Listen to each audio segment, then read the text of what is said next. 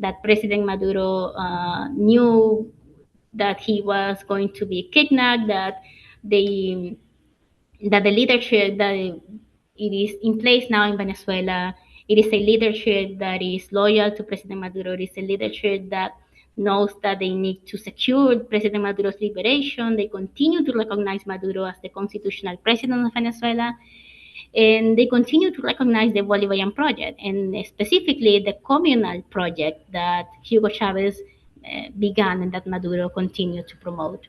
Um, so yes, individual sanctions are also illegal. They're also dangerous. They shouldn't exist.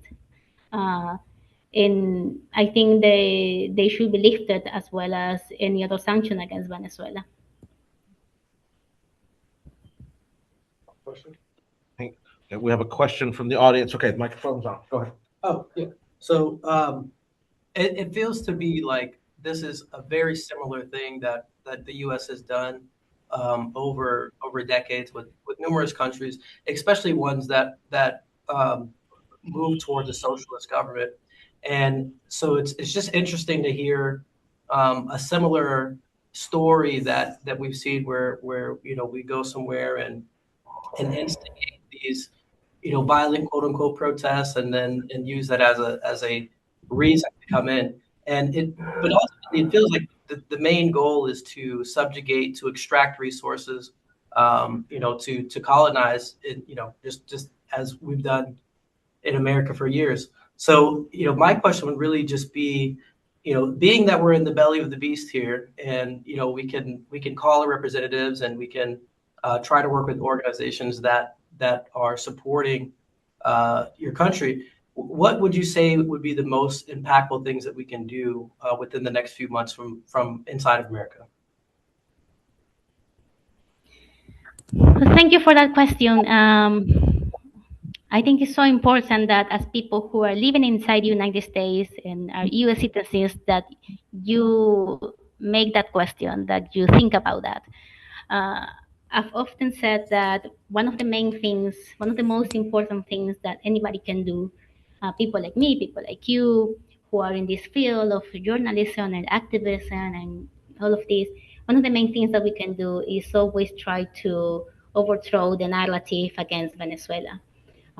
Whether that is the narrative about human rights abuses, the narrative about socialism being the cause of Venezuela's economic crisis, ignoring completely the fact that Venezuela was fine before U.S. sanctions, and that it was because of U.S. sanctions that we entered this economic crisis, and it was because of U.S. sanctions why millions of Venezuelans were forced to leave the country, many of them actually going to the United States.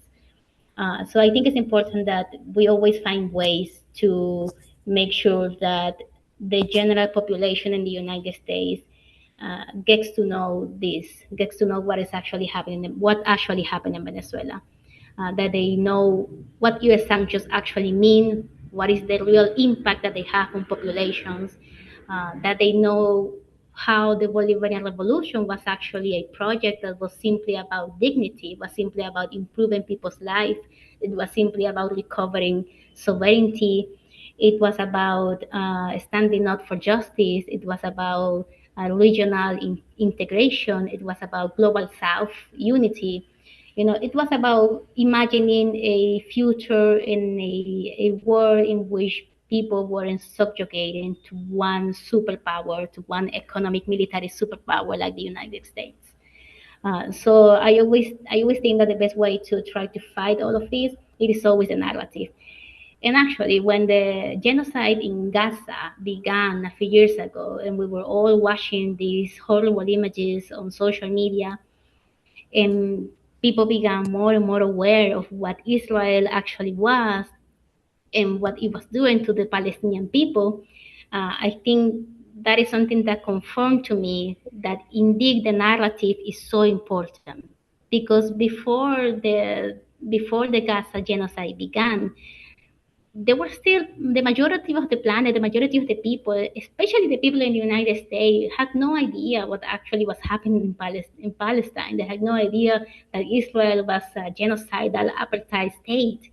And I think that the way that people began just questioning everything that Israel was doing, they began, promoting all of, talking about what was happening in Palestine.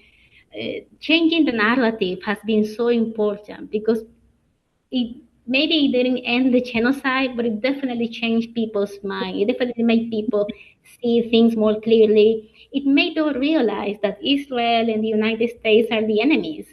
It made people realize that the United States is simply using Israel as a colony in the Middle East to be able to impose its colonial project in Western Asia.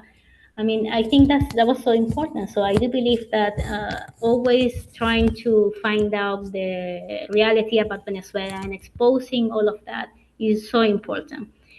But more than that, and I want to be completely honest with you, since the bombings happened in January, since Caracas was attacked in January and President Maduro was kidnapped, and the absolute traumatic experience that was for the Venezuelan people who were here and had to live through all of that, uh, I've come to the realization that I really believe that at this point, the United States citizens like you, people who live in the United States, it is time to focus your energy in trying to change your political system. I think the United States needs to have a people's revolution. I think that is the only way that we are actually going to be able to save this planet, to save this Venezuela, to save the majority of the people in the world who are suffering because of U.S. actions. I don't think the Trump administration it is an anomaly. I think he is just an extreme expression of what U.S. imperialism has always been, whether that is under George Bush or Barack Obama or President Biden. I think it's just like a more extreme expression of all of the fascist actions that the United States has always carried out against countries in the periphery, countries in the global south. I do believe that at this point I will encourage the US people to please, you need to start thinking about uh, rising up against this corporate political elite that is not only killing people in Palestine, Iran, Venezuela, and Cuba, but also killing people inside the United States, doing all of these horrible things against migrants, doing all of these horrible things against normal citizens that are protesting U.S. injustices. So I think that will be my main advice. Just really start organizing more. You need to begin a revolution inside the United States.